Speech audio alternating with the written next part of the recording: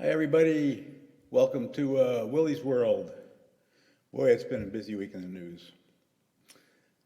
Anyway, I was going to do this podcast on socialism, but there's too much going on to it, so I'll pick up on that later. Speaking of too much going on, there's a news flash. Hang on, I got to get back to you.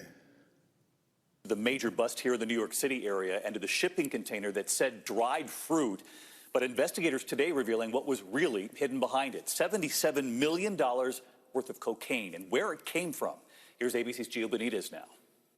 The crates were labeled dried fruit, and they seemed to fill the shipping container. But authorities say it was all a front. Hidden behind those crates, 3,200 pounds of cocaine, $77 million worth, making this the biggest coke bust in the New York area in a quarter century. The massive stash discovered on a ship that traveled from Buenaventura, Colombia to Newark, New Jersey, a legal point of entry to the United States. Customs officials seized the illicit cargo, handing it over to the Department of Homeland Security, keeping it off the street. And David, we're told the DEA is now working to identify the source of those drugs. They're looking at several organizations, but they do expect to make arrests. David? All right, Gio Benitez tonight. Thanks, Gio. Hi, everyone. George Stephanopoulos. Holy cow, this is like a deja vu for me all over again because when I lived back in New Jersey in the 60s and 70s, there was a crisis going on. Like Harlem was completely controlled by a guy named Frank Lucas who had the heroin trade. He used to smuggle heroin in on military planes from Southeast Asia. And we're back to this again?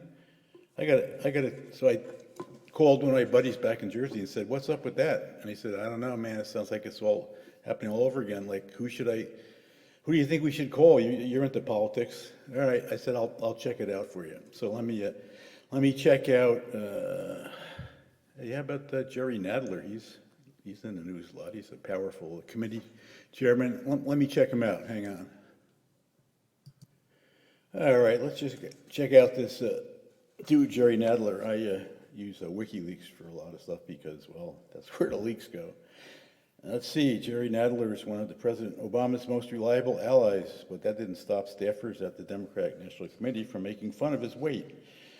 They got the joke about the Upper West Side congressman's waistline when Nadler's office asked to attend an Obama fundraiser June 8th at the Upper West Side home of BuzzFeed chairman Kenneth Larare and his wife, Catherine Saylor. "Do you really want Nadler there?" Jordan Kaplan, NDNC National Finance Chairman Director, asked the White House. Presidential aide Bobby Schmuck, that's his real name, replied that Obama wanted him at the event, but without a guest, no +1. DNC staffer Zach Allen took to mocking Nadler's weight in the May 18th email exchange.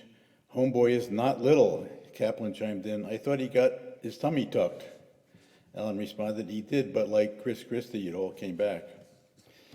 The exchange was part of the pile of DNC released WikiLeaks last month. The 5'4" Nadler once tipped the scales at 338 pounds, but underwent stomach surgery at Mount Sinai Hospital in 2002. He dropped weight immediately, changed his diet, and said he took drastic measures to extend his life. The petty mocking by DNC staffers comes as Nadler stuck his neck out for Obama as New York City's only Jewish Democratic House member to support the controversial Iran nuclear deal. He faced a rare primary challenge this summer for that vote from Oliver Rosenberg, an Orthodox Jew. Obama endorsed Nadler and lavished praise on his congressman as an outstanding member of Congress who's on the right side of issues at the June 8th fundraiser where 60 guests paid up to $33,000 each. I don't think this Nadler dude's gonna be able to take on the drug cartel. Anyway, after giving it a lot of thought, obviously Nadler wasn't gonna fit the bill. So anyway, I gave it a lot of thought, and I remembered back in New Jersey when the drug problem at that time was going on. I remembered somebody who knew Richie Roberts, and I said, "Well, why don't you call Richie Roberts?" He said, "Richie, maybe he's still working. I think he's pretty old by now, but I'll check it out." So let me give you a little information about Richie Roberts.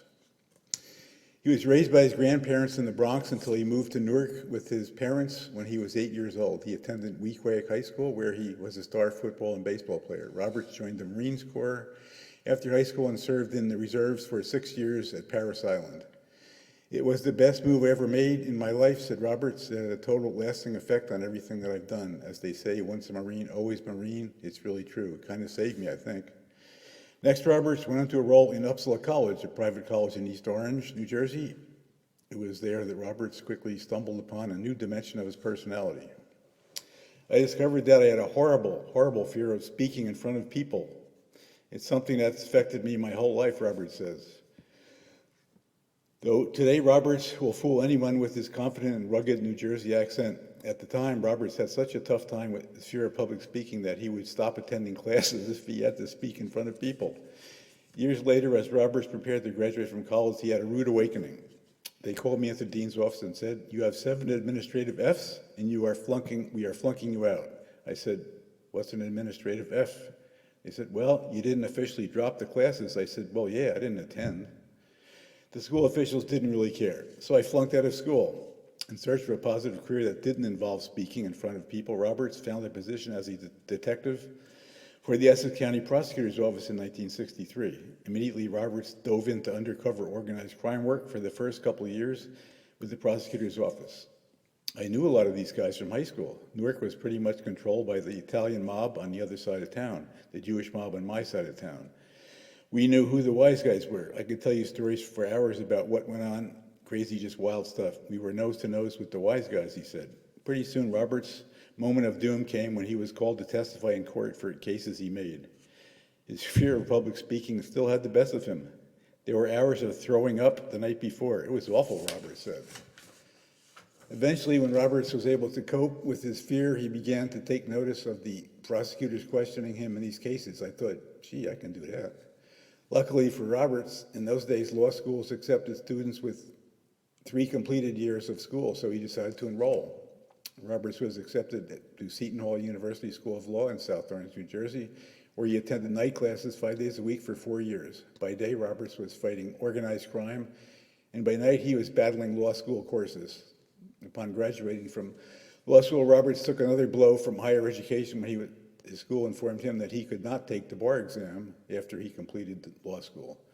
Though he was accepted with 3 years of college on his record, the rules had changed during the time in law school, and he now needed 4 years of undergraduate school to take the bar exam. Good thing for Roberts that he had friends in high places. A few prosecutors from the office petitioned the Supreme Court to allow him to take the bar exam. The Supreme Court allowed Roberts to take the exam, but there was one catch. He wouldn't get his results until he finished his 4 years of undergraduate school. I went to Rutgers. That's my alma mater, by the way. I went to Rutgers for 5 nights a week for a year. I don't know how I got through, but I did graduate. Then they gave me my results, and thank God I passed. I didn't think I could have taken it again, Roberts said.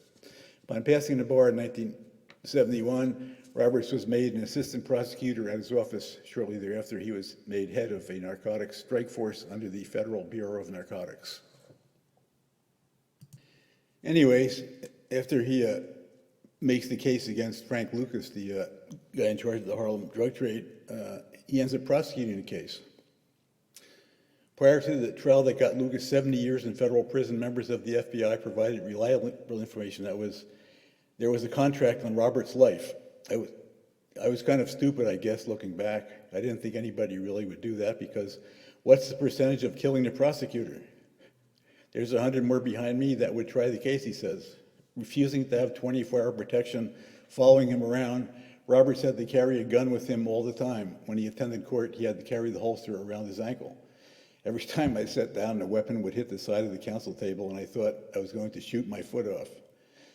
Once he was convicted in 1978 with Roberts as the prosecutor, Lucas agreed to cooperate with Roberts to take down other drug dealers and traffickers in the New York and New Jersey area. Together, they were able to take down a significant portion of the drug trafficking business in that area, creating a dent that would remain for years to come. Okay, just a couple of questions for Richie. What do you like to do in your spare time? I'm an avid skier and scuba diver. I work out and I'm a major sports fan. Throughout your lifetime, what movie have you watched the most? Answer, Casablanca. What CD is in your CD player right now? I have an eclectic mix. I have Bruce Springsteen, Beethoven Seventh, Bon Jovi, and Dixie Chicks. What is your favorite flavor of ice cream? Chocolate. If you had an extra hour in a day, what would you spend it doing? Answer, playing with my dogs. That's good enough for me. The following is a loop from a show I used to watch in I think, the 70s. It was called Due Process, and it was about the criminal justice system in New Jersey. And they interview Frank Lucas and Richie Roberts. So take a listen to Richie and tell me if you think he might be the guy for the job.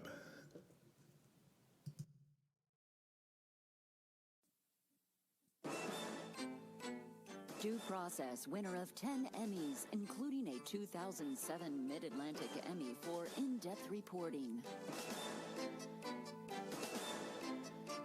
People get very outraged because they say a bad man is glorified in that movie.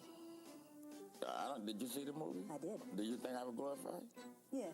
My investigation indicates that Frank Lucas is above the mafia. He's the one-time drug kingpin behind the Denzel Washington role. He's the former prosecutor played by Russell Crowe, American gangster, and the real New Jersey figures behind the Hollywood film. Up next on this edition of Due Process. Major funding for Due Process provided by the New Jersey State Bar Foundation, committed to educating the public about the law, and by the Fund for New Jersey, supporting informed citizens for an effective democracy. Additional funding provided by Lawyer's Diary and Manual and online legal reference, elaw.com.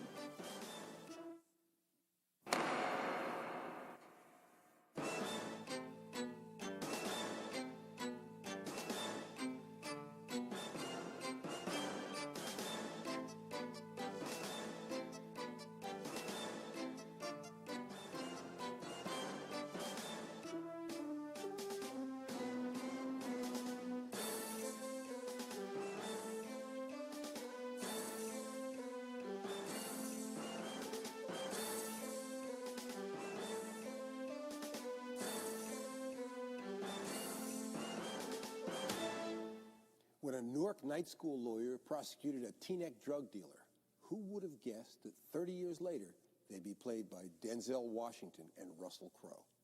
I'm Raymond Brown, and our focus for this edition of Due Process, the truth behind Hollywood's version of their story, American Gangster.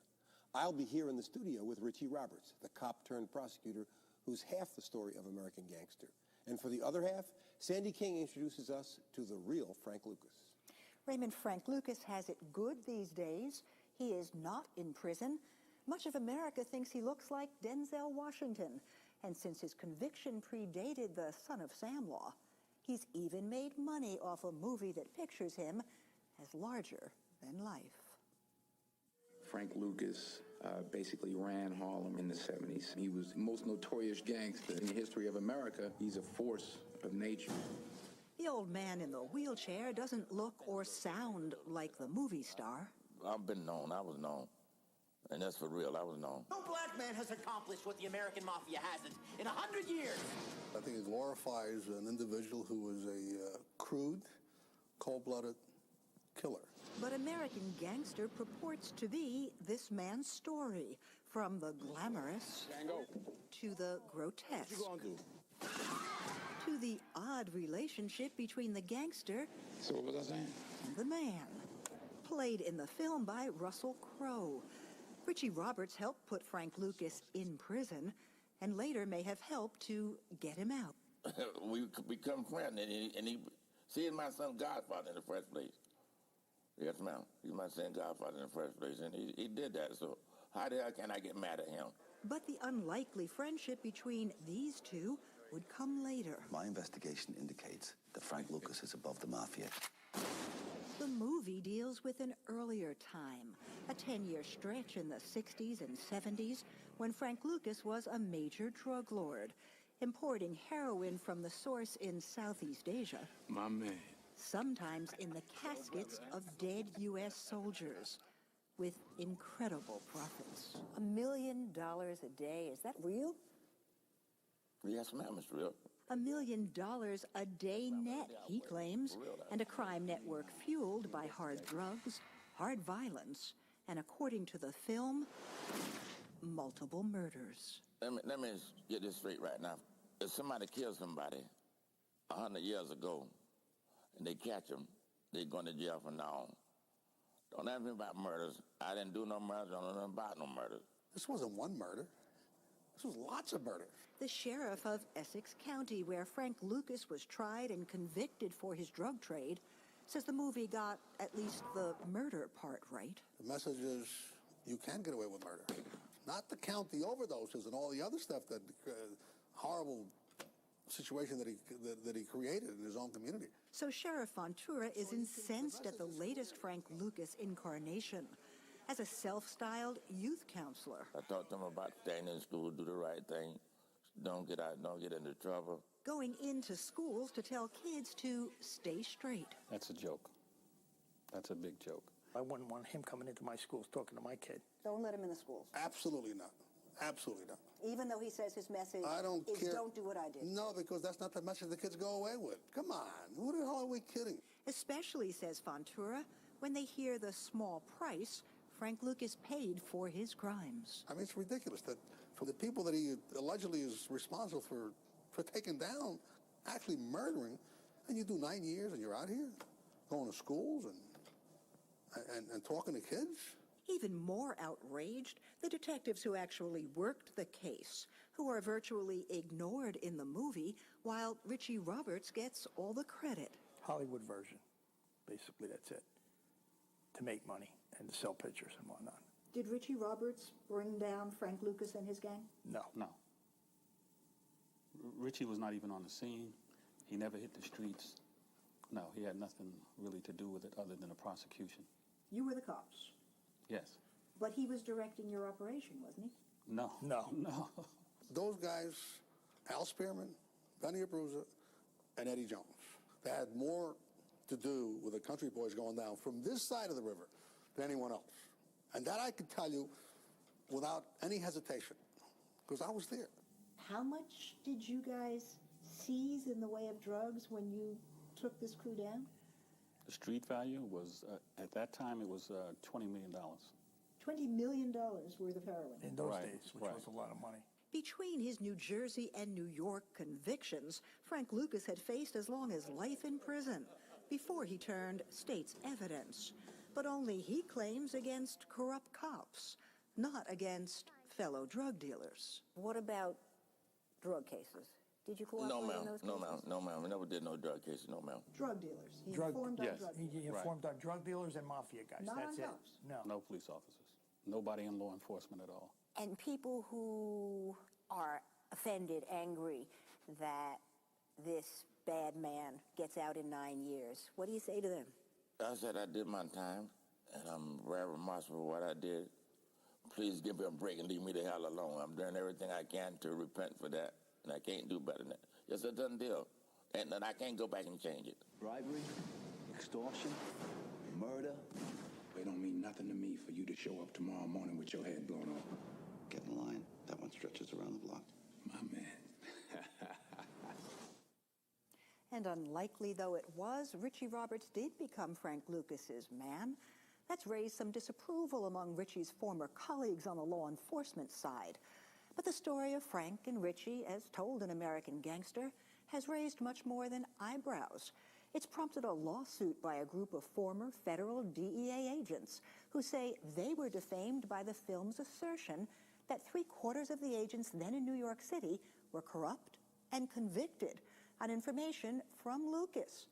Filed by the former U.S. attorney who prosecuted Lucas in federal court. The suit claims there wasn't a single cop, federal or state, convicted of anything thanks to Lucas. Raymond Universal says that suit is entirely without merit. When we come back, we'll talk to Richie Roberts about the suit, about the movie, about the drug laws, about how it feels to be played by Russell Crowe. So stay with us.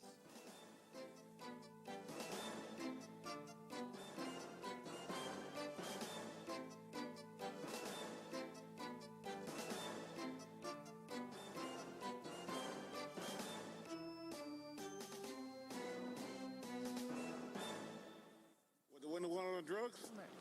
sell off the borders, have military, use military force. Stop it at the border. If you don't stop it there, I think everything else is a waste of time. Just continuing with monitoring what's coming in and out of the United States. Punishment, that is the only thing. I think there's a big difference between soft drugs and hard drugs, and that needs to be distinguished before any kind of war on drugs has ever begun. Enforcement has to go after the big guys. They've got to follow the money. Maybe strengthening some of the laws against people that are caught. As long as it's a big business and lots of money can be made, it ain't going to go away no matter what we do, okay? And who better to answer that question of how to deal with the scourge of drugs than the cop-turned-prosecutor, now immortalized in American Gangster. Richie Roberts, welcome to Due Process. Thank you very much. And if they tried to send us Russell Crowe, we'd take you instead. We want to talk to our Richie. Let me start with the big question that surrounds this movie. Okay. It's pretty clear that Frank Lewis is a guy you would have described as a murderer, a guy who dealt drugs to his own community, a pretty bad guy, engaging in a lot of antisocial activity. Right. There's probably not a contemporary actor that's more beguiling than Denzel Washington, especially when he plays bad guys, I think. That's my personal view. But he's charming, he's ingratiating, and that comes through so that people who watch the movie at the moment of his arrest towards the end are probably sympathetic to him as a protagonist. Do you see any contradiction between that and reality, the image of Denzel and Frank Lucas in the flesh, who you chased for some time? Absolutely. There's no question about it. That was a concern of mine from the beginning, which I voiced on many, many occasions. I mean, Denzel is Denzel. He's a lovable guy. I would have much rather have seen him play the way he did in Training Days, as a low-down son of a gun, because that's more like the way Frank was. Well, in a sense, I mean, when I think about Training Days, even there, although there was a certain reality to him in that role, that even though he was doing bad things in that context, you were sort of drawn to him as a person, as was the young protege in that movie. So it seems to me the question is whether, when you hear people like Armando Fontoura say the net effect of this project is to glorify Frank Lucas and folks like that. Do you agree with that? Are you offended by that? Or do you say that happened, but you can't control it? Well, I hope it didn't happen. I know that Ridley and Russell attempted to show him as he was, not as Ridley Scott is the director. Ridley Scott was the director, and Russell Crowe played me. Ridley put in the scene, people shooting up, and Denzel watching, and people ODing, which the way it was. And Russell tried at the end to show that Frank, flipped as he did. But I'll be honest with you, I was concerned about that from the beginning, and I still am. I hope people aren't turned on to Frank Lucas because it's Denzel Washington. Denzel Washington and Frank Lucas are night and day. Well, to the extent that the conversation in Sandy's report spills over into people saying, should we have this guy talk to kids and realistically say, this is what can happen, and I'm a person who's redeemed, or whether in hearing him they'll be looking at Denzel and thinking that maybe that life can be appealing, where did you come out on that in terms of the end effect? Because you're a guy who lives in the community, you represent people, you talk to people, you deal with jurors and witnesses, and you're part of this community. What is your feeling about that at the end of the day? I'm conflicted about it. I honestly am. On the one hand, I agree with the sheriff, who I respect. This is a guy who killed people. What's he doing going in schools? On the other hand, if he's truly remorseful and he could help some kids, that would be good. But my gut reaction to it is I'd rather not have him in there. Okay. And he's still a friend, although maybe not after the show, but that's the way I feel about it. Well, in a sense, what's the nature of the friendship? How do you have a friendship with a guy who at one time you would have regarded as beyond the pale of society? Right. Well, if, as you know in law enforcement, when somebody does flip, they become close with the people that they work with. And Frank, especially back then, was a very, very charming guy, not unlike Denzel insofar as his personal magnetism and his charm. And I worked with him. We debriefed him before we sent him over to New York. And as a result of that, we became friendly. I also got to meet his son, who I kind of fell in love with, a little guy. And I tried to steer him in the right direction, which I think has worked. He's a straight-A student now. Now, you've used the word flip, and that's a word that people in law enforcement use to talk about somebody who's cooperated. Right. there are a number of questions that arise about the flip. Some of them relate to Lucas, some of them are broader questions. Here's a guy who you know or believe committed murders and, you know, huge amounts of heroin into this community. At the end of the day, he did 7 years. 7 or 8. 7 or 8. That's not a lot amount of time for offenses that could get you life or even death, given the jurisdiction and how and when they played out. Right. Because he was at the top, he had things he could give you. Guys at the bottom of a hierarchy in a drug organization have very little to give you, so they don't have that opportunity. Does it bother you, either in his case or in general, that guys who've done a lot of bad things have this opportunity to flip and wind up greatly reducing their time? Again, I'm conflicted because I've been on both sides. What is a rat? The defense bar calls these people rats. The prosecutors and U.S. attorneys call them cooperating witnesses. They're kind of both. So it depends on which side of the bar you're standing, how you want to view them. But law enforcement could not make the cases they make without cooperating witnesses. Right. There is another controversy in connection with his cooperation, which is, who did he cooperate against? The movie focuses on his determination only to cooperate against corrupt law enforcement officials, and that's what he said in his report to Sandy. The litigation, the suit, claims that's not the case, that there weren't crooked cops who he testified against or cooperated against. What was the nature of his cooperation, which is true? Well, I can tell you this. When I debriefed him in Jersey, almost all of his information pertained to the New York side of the river. And in fact, we turned him over to Sterling Johnson, who, as you know, is a federal judge in Brooklyn. Was that information about cops or about drug dealers? It was more about drug dealers. Was there stuff about cops? Yes. Were there cops investigated? I really don't know, because I was not part of Sterling's investigation. Do you recall any cases where cops were prosecuted and convicted? I honestly don't know. I don't know. I know there were numerous cases made. I've read in the press over 100 people were convicted. But I truly don't know if they were police officers or not. So it sounds like we're in the borderland between reality and fiction, or at least we may be, because the movie claims directly and indirectly that there were cops prosecuted. There are others who say that didn't happen. Right. Well, at the end of the movie, which I saw, those little flyers, I don't know what you call them, streamers, talked about, I think it said a third or something of New York. The DEA, which... it said New York DEA. Right. Right, which is no such thing. There's no, but the person who reads that would assume that means the Federal Drug Enforcement Administration. I would think they would. Right. And that's what the suit is about, because there's a U.S. attorney who said that didn't happen. Yeah. Right. Well, in this same world between truth and fiction, and people who watch the movie will understand this question, did you really turn in $1 million? Now, while you're laughing, for those who haven't seen the movie yet, a continuing story in the movie is that you turned in $1 million, much to the chagrin of your partner and everybody else in the department. And people keep asking the question in the movie, so now in real life, did you do that? Well, I probably turned in a lot more during my career. Don't forget. One haul of $1 million. Yeah, close to it. Close to and it. Were there other cops who said you're crazy to turn that in? I think the movie overplayed that. People who knew me, guys I work with, know that I'm honest. And all cops aren't dishonest. Most cops are honest. Was it really $1 million? Close to it. Now, and the movie didn't just play with that. It's really the thing that characterizes you in the movie as the honest cop, as opposed to a lot of other people involved in drug enforcement. Yeah. While we're on the subject of $1 million a day, did he net $1 million a day, Frank Lucas? I think Frank probably exaggerates a little bit. That was back in the 70s and 60s. That's a lot of money. He made a lot of money, whether it was $1 million a day. I don't know. Now, one of the other issues that is a continuing either myth or striking reality associated with this is the notion that drugs were smuggled back in the caskets of GIs killed in Vietnam. Yeah. Is there any truth to that or not? The information we received. Now, I've heard from New York people that they were told otherwise. But the information we received was that, yeah, and it was worse than the movie showed. It wasn't in false bottoms and coffins. That would take a lot of enterprise and work to do. It was actually in the body bags. And that's what the information we got. Did any of the New Jersey cops involved in arrests ever produce evidence or discovery that you saw? Or is this something that's sort of, we're not sure about, but maybe it happened? Or this is what some of his people have told us.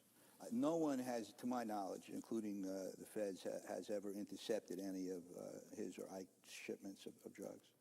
Now, one of the things I should disclose is that my dad represented his parents And in fact, they were eventually dismissed and not taken to trial, correct? Right. Now, the other issue that's interesting here is the question of, in fact, you mentioned in the hallway that there's a shooting scene in the movie where your partner shoots somebody and you have to get him out of a tight situation. And it's part of the continuing raising the issue of the temptation to lie, protect other cops, and to do illegal things while being a cop. What was that about? Well, what happened, the initial scene shows me as when I worked organized crime. I actually, at that point, was a prosecutor. BON was a federally funded strike force at that time. And it was I don't know why I'm laughing, it was a Friday in July, very, very hot day. And don't forget, this is less than 10 years after the Newark riots. And I got a call that one of my guys had killed somebody on a drug deal gone wrong. So I went up, I think the projects were in Irvington at that time, and I went up there, and it was bad, much worse than the movie shows. There were hundreds of people out there screaming, pig, pig, kill the pig. So I walked inside, and yeah, there was this guy, and his brains were literally stuck to the wall. So I called the prosecutor, it was Joe Lloyd, Friday in July. I said, "Can I speak to the boss?" He said, "Oh, Richie's down the shore." "Well, let me speak to the first assistant, Anthony Mortone, who's now a federal magistrate." "Oh, no, he left a long time ago." "Well, who's in charge?" He said, "You are." I said, "Oh, Lord, I'm going to die today." And that's when the idea came up. I thought I'd put him on a chair, make him alive. We had to scrape his brains off the wall, put it on his head, wrap him up, and we got him out. And the bit with my partner, as shown a lot of these things were composite characters.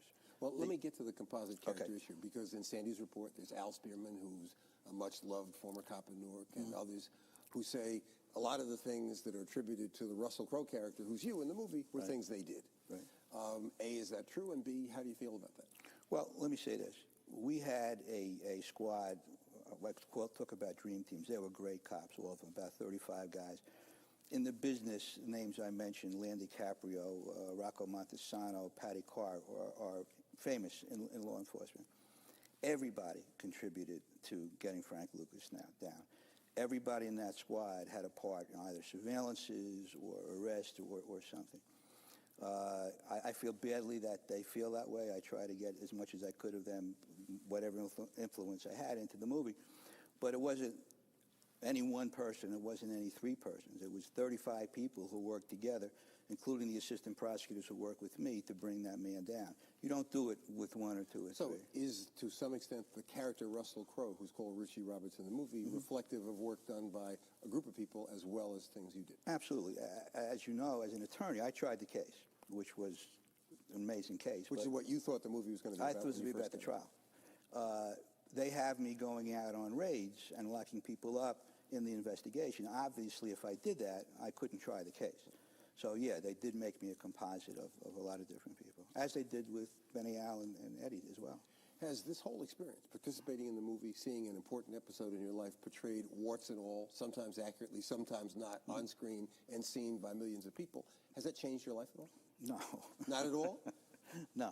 Well, now, wait a minute. You arrived at the studio earlier, and Sandy King took you down the hallway to introduce you to some people, and she reports that she's always accurate, that they broke out to applause. Was that happening before you did this movie? No, that wasn't true. So part of the response from people to you is based on what they learn or think they've learned about you, and maybe not being able to tell you and Russell Crowe apart. Isn't that a transformation of some kind? I guess so, but the way I feel about things in my heart, nothing's really changed. I mean, to me, this experience has been surreal.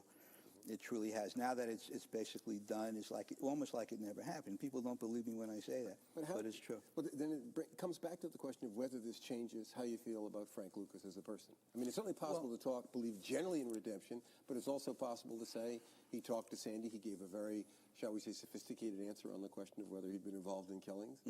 How do you feel about Frank Lucas now? Oh, you did? Okay. How do you feel about Frank Lucas now? Frank and I are not as close as we used to be. There are things that happened during the course of the movie, things about his attitude that it brought back the narc in me, the way I felt back in the day. And so our relationship is not as smooth. What did it bring out in him? It brought back the drug kingpin in him, which is one of the things that bothered me. So your personalities clashed somewhat during that period of time? Yeah, absolutely. And will you be able to recover then the easy rapport you had before? I don't know. I honestly don't know. Has this changed what you want to do with the rest of your life at all? With the rest of my life? Yeah. I've never known what I wanted to do with the rest of my life, so I'll just hang in and see what happens. Okay. Well, Richie Roberts, it's a pleasure to have you with us. I'm sure that we'll get to talk to you after your next movie. Do you know what your next movie project is? I have no idea. Might there be others? I don't know. They don't talk to me. I don't You wouldn't know. reject the idea, though? Believe it or not, I might.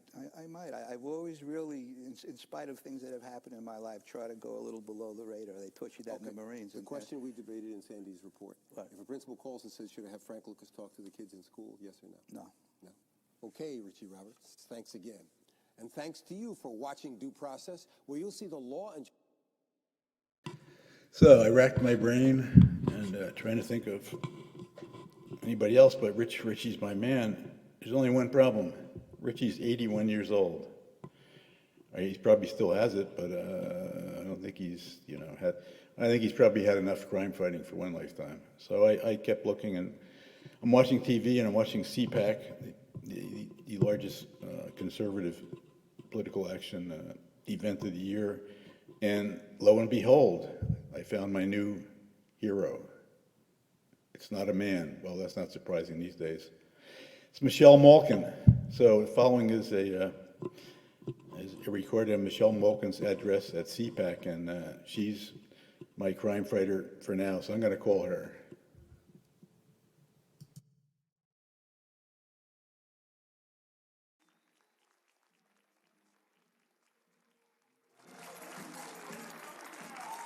Hi, good afternoon. How are you all? I'd like to thank CPAC for this invitation, and I'm just going to get right down to business. My name is Michelle Malkin. I identify as an American, a proud, unhyphenated, unapologetic, fully assimilated American. My pronouns are USA. America is good and America is great. Of these basic truths, there is or should be little dispute among us here. But two questions loom large. Number one, for how long will America, the America that we grew up in, remain good and great?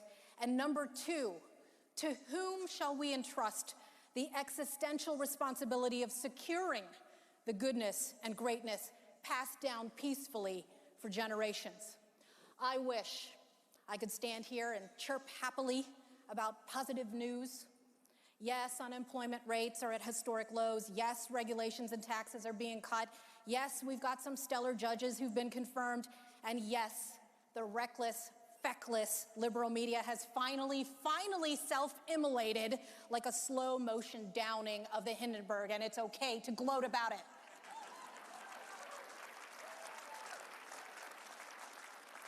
Yes, we have much to thank President Trump for as he battles the Beltway swamp, the deep state, the administrative state, and the fake news fourth estate. And that's okay to applaud as well. But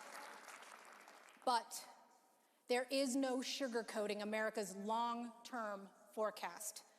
We face fearful odds. The game is rigged. The playing field is manifestly unlevel. And I will warn you that I am going to go over time because the most important issue that we face is immigration, and we need to be talking about it more than one panel in 20 minutes.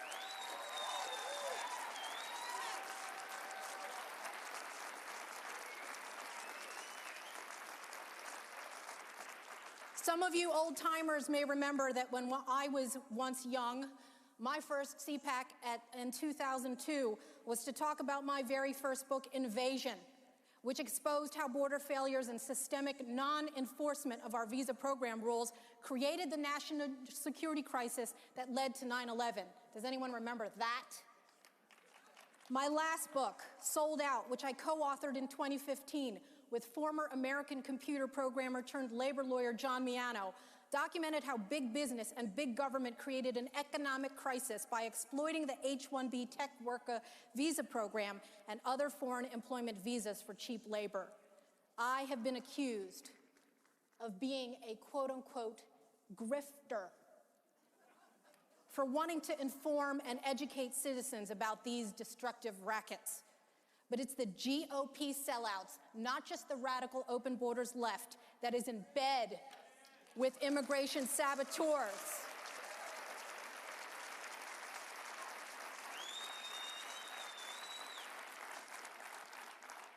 Like the ones who hijacked the Tea Party movement to shill for amnesty.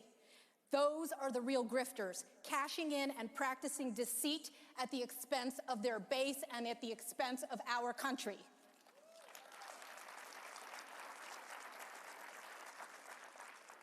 Our shining city on the hill, and that is a phrase that has been repeated over and over and over again at every CPAC since Reagan spoke here, has become a much abused doormat to the world.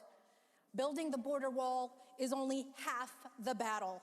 The numbers tell all. Our future is dimmed. The odds are fearful. We currently grant 1 million legal permanent residencies to people from around the world every year. The number of green card holders is expected to increase by 10 million by 2025. That's more than the current combined population of Dallas, St. Louis, Denver, Boston, Chicago, LA, and Atlanta. Now multiply that number by at least 3.5. Thanks to chain migration created in 1952 and expanded exponentially by Congress in 65 and 90, these new immigrants can sponsor their entire extended families, parents, spouses, adult children and their children, and siblings and their children.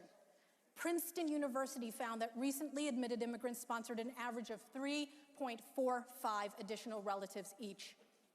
An estimated 85,000 refugees and 20,000 plus asylees enter the country annually through an overwhelmed system so rife with fraud and abuse that the process is jokingly dubbed, quote, refugee roulette by immigration lawyers.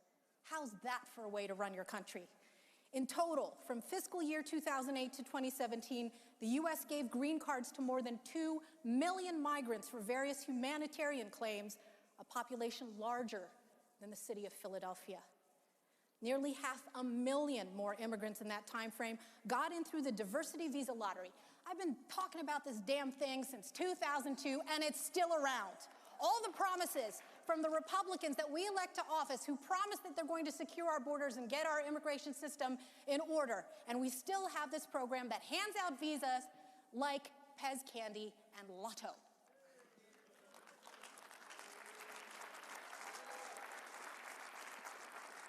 Illegal aliens are eligible if a legal family member wins the jackpot. Tens of thousands of people are pouring in from terrorism breeding grounds through the lottery, unvetted, unmonitored, and unassimilated. Thanks again to chain migration, immigration, lotto winners, spouses, and unmarried children under 21 all get passes into the country too. Nearly half of all illegal aliens in the country have violated the terms of short-term visitor or work visas. More than 10.8 million people received such visas alone in fiscal year 2015, including 500,000 foreign university and graduate students on academic visas and nearly 700,000 total foreign guest workers, both skilled and unskilled. Not to mention their spouses, many of whom are allowed to work here as well. Hey, remember when Congress promised that they were going to enact a nationwide visa entry-exit system to track legal short-term visa holders? Remember that? Nobody in Congress does. One has yet to be built, even in the wake of the 9/11 terrorist attacks, which were perpetrated in part by several illegal alien visa overstayers. E-Verify has been stalled. Sanctuary cities have metastasized, and both parties are to blame.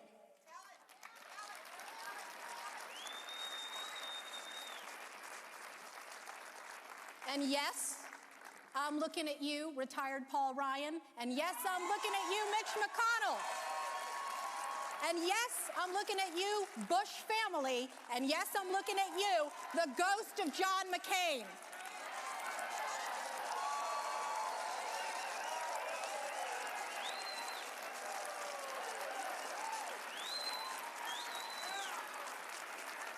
I don't have much time. Let me get through this.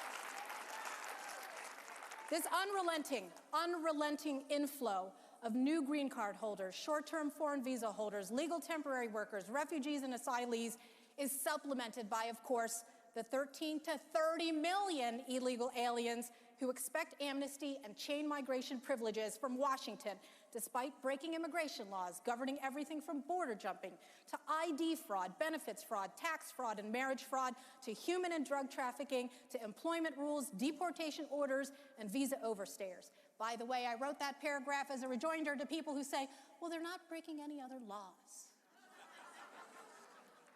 The feds, under both Republican and Democrat administrations, have proved themselves serially unwilling and incapable of handling the lapses, the backlogs, the overload, and yes, invasion. The numbers tell all. Open borders anarchy multiplied by endless chain migration, amnesty, and cheap labor pipelines endangers our general welfare and the blessings of liberty to which we all pay lip service every time CPAC comes around. By every clear measure, the war is not on immigrants, but on American sovereignty. I have been called white for stating the facts. I'm not white, I'm just right. Both native-born and immigrant families like mine, which revere the rule of law, common traditions, constitutional principles, one identity, one tongue, are being replaced by militantly unassimilable and hostile generations of what? Future Democrat voters whose tribal allegiance to the left has only hardened over time. How is it that we have Republicans in Congress on Capitol Hill that are doing the bidding of the Dreamer movement? What about our dreams? Until and unless we reclaim the right of self-determination over the numbers, we are doomed. My fellow Americans, we stand at the bridge as Horatius stood at the narrow bridge over the Tiber River alone, facing fearful odds, as hordes of Etruscans marched towards him and cowards cut and ran behind him. Like his enemies, our enemies are both foreign and domestic. Inside our already flimsily defended borders, we are not at peace. Or rather, the radical left is not at peace with us. From the comfort of TV green rooms and Beltway back rooms and corporate boardrooms and conference ballrooms, it may not look like civil war is imminent, but threats and outright violence against you, ordinary law-abiding people, are now regularized features, not just random bugs of political life in these disunited states. You all know, who are plugged in and on the ground, that college students are being punched, elderly citizens are being harassed, MAGA hat wearers are being kicked off planes and assaulted in school hallways and restaurants, conservative speakers are being mobbed and Molotov cocktailed, ICE agents and their families are being targeted, pro-lifers are being kicked and menaced, pro-Trump, anti-jihad moms on social media are being monitored and doxxed. The madness is beyond parody. Last week, you all saw this. Social justice media warriors whipped up hysteria over a Mar-a-Lago pastry chef over her Instagram posts. Where are the sanctuary spaces for law-abiding conservatives who simply want to exercise their rights to free speech and peaceable assembly?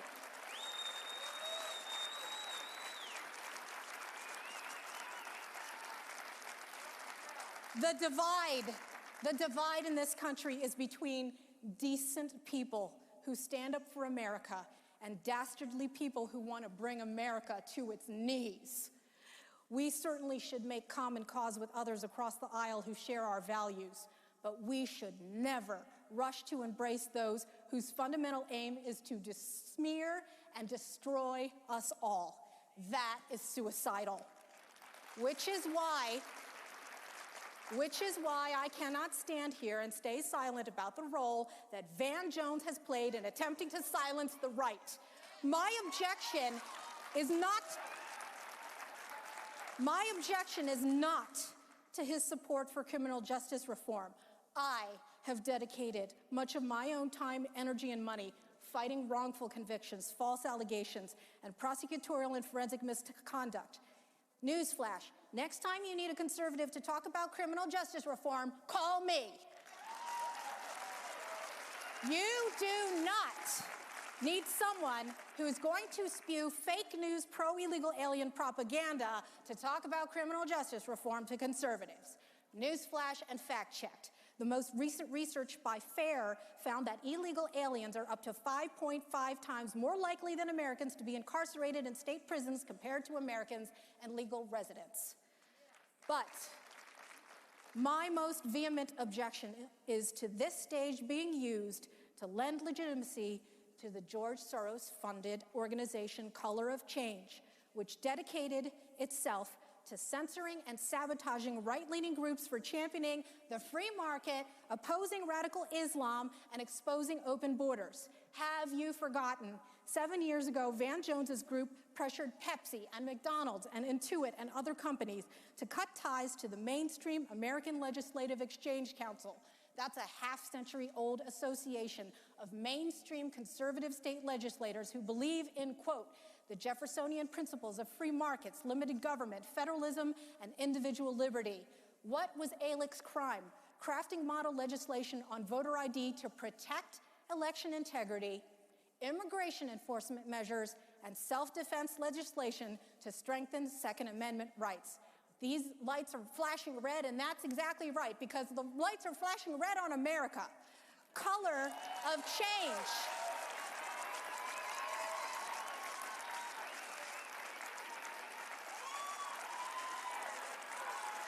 Thank you.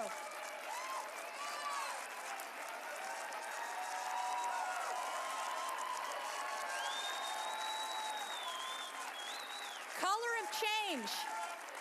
And the smear machine racket known as the Southern Poverty Law Center. Let Washington know how you feel about it. Let the conservative media know how you feel about it. They should be covering it. These people use the same playbook to marginalize and criminalize mainstream conservatives, anti-jihad groups, and immigration hawks as quote-unquote hate groups. They want to push us out of the public square. We shouldn't be holding hands with them. They conspire with payment processors in Silicon Valley to deprive the right of our voices and our ability to make a living.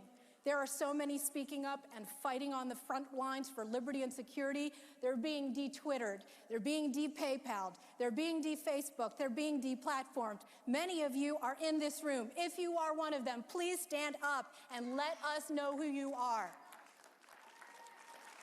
And thank you, each and every one of you, for what you're doing. You may feel like you're alone. People like my friends Laura Loomer and Gavin McInnes, people like the Center for Immigration Studies, David Horowitz's Freedom Center. There's so many, and I don't want to start naming them because I know I'm going to forget, but go to michellemalkin.com because my latest column is about it. Many of you are in this room, and many have been forced to beg for money to help them fight in court to restore their reputations. Many have been barred from this room. And if you're out there, you should know that you are not alone. Nice is not enough. After 25 years of doing this in this business, as somebody in conservative media and activism, I have to tell you that the hardest lesson to learn is that logic and facts and appeals to decency and fairness are not enough. Bemoaning double standards is not enough. Ultimately, our future will not be secured in a Fox News anchor chair, or a think tank office, or at a cushy GOP retreat, or on a cruise ship.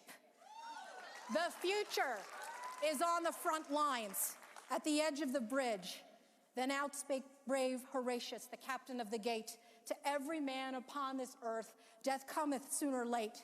And how can man die better than facing fearful odds for the ashes of his fathers and the temple of his gods, instead of throwing allies under that bridge? Movement conservatives who have preached so comfortably as I have here in the Beltway or from our cubicles about defending America, while so many establishment Republicans preserve the status quo, need to help provide financial and moral support to the disruptors willing to fight fire with fire. It may be a coincidence, or maybe it's providential, that I am privileged enough to speak here today on the 7-year anniversary of Andrew Breitbart's death. God bless him. He was a disruptor.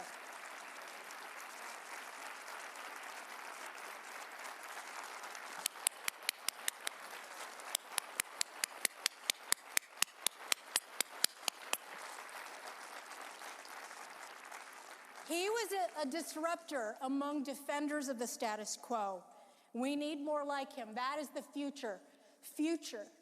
We need legislative action at the local and state level. We need politicians who will do something to stop the sowers of hate and division and their handmaidens. Use the tools at your disposal. Don't just stand there. Diversity is not our strength. And I know those words are a trigger. Diversity is not our strength. Unity is. Our common purpose is the common defense of our nation. Good people make America great. Good people stand up and fight. Thank you.